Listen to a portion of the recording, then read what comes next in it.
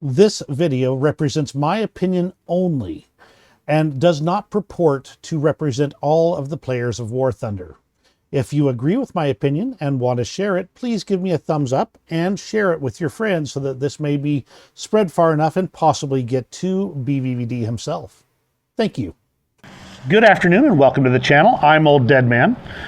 I come to you from the local reservoir near my home, and it is just lovely except for the fact that it is windy. I've already had to chase this letter across the grass multiple times now, so I've ended up sitting down instead and holding it down so I could read it and discuss it with you guys today. This is an open letter to Vyacheslav Bulannikov that discusses the recent orders, wagers, and backups changes that were revoked by a note from Vyacheslav Bulannikov himself on the forums. I hope that this will start the discussion and put us in a situation where we can actually have War Thunder be a game that we all enjoy and want to invest in, rather than one that ends up being a challenge every time we turn around. Dear Vyacheslav Bulannikov, I wish to thank you for your personal response to the backlash over the changes to wagers, orders, and backups. As a longtime War Thunder player, I also have a decent supply of many of these, though certainly not the Dragon's Horde that many others have collected. It could have saved a lot of argument if the reasons behind the change had been communicated like this before it hit the dev server patch notes.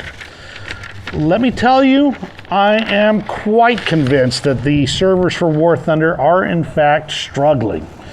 I've had this quite clearly communicated by the game itself when I received this error message when trying to spawn a plane in Ground RB.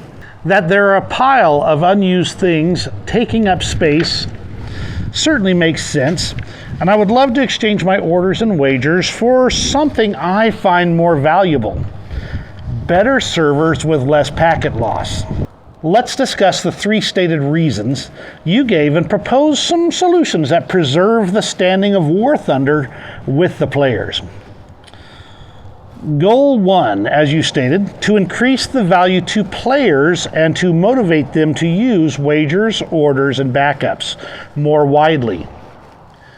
Some years back, a War Thunder content creator, I don't remember which one, put out a video about how to make more silver lions and in War Thunder.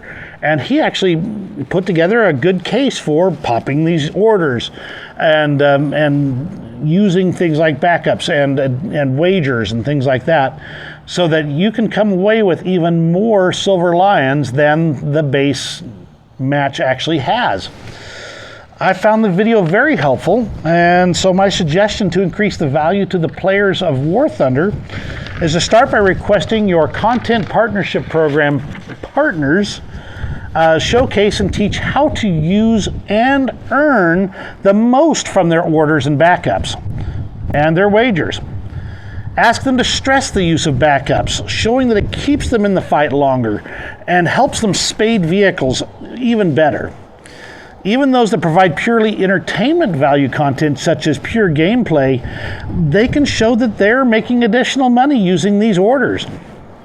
Support them in doing so with promotion and marketing of the best videos directly to the players, especially those of high quality. Perhaps even partnering with them to provide content for Thunder Show, the shooting range, or even the live streams with Mike Goes Boom and Oxy. Put these items in front of the players, showing them being used and actually enjoyed, not just an ornament to stockpile. Goal number 2, to clear the user interface and player inventory from unnecessary and unused items.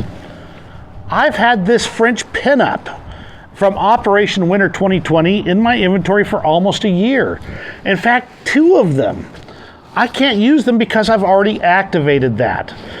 I can't exchange them for something else I can activate.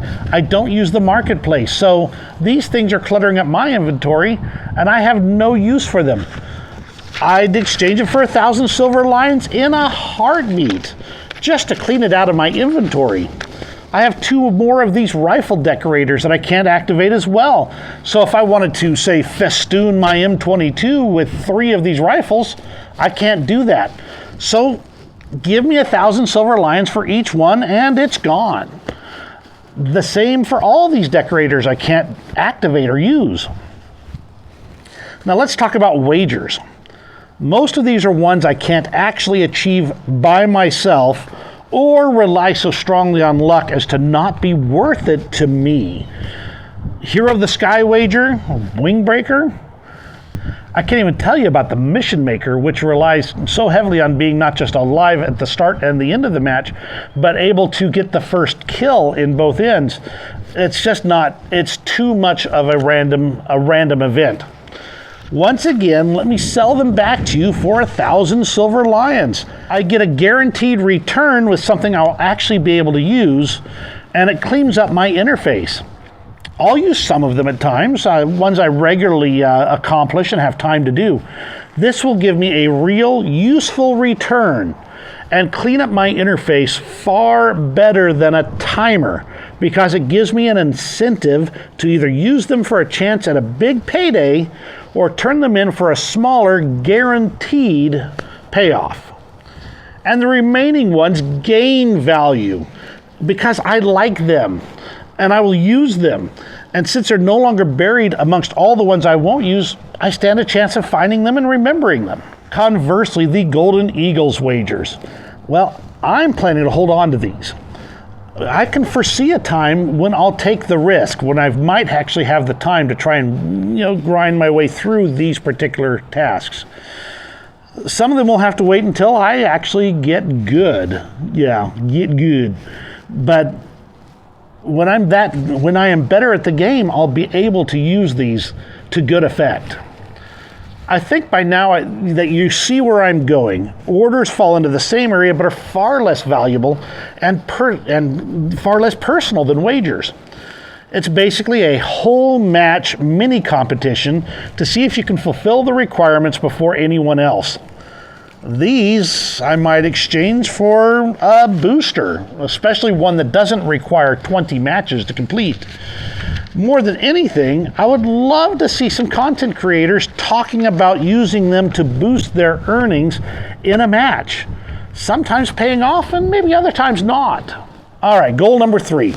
To decrease the load on the servers that deal with user profiles. Now, I understand that the user profile servers do not actually directly relate to the game servers. At least, they shouldn't, at least according to what I understand.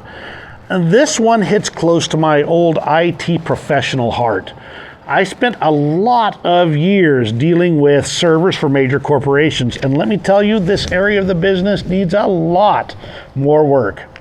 I'm fully on board with reducing the load on the servers and encourage you to implement the options above to reduce that load by clearing the decks, even if that means an extra step on the player's part to gain access to those items.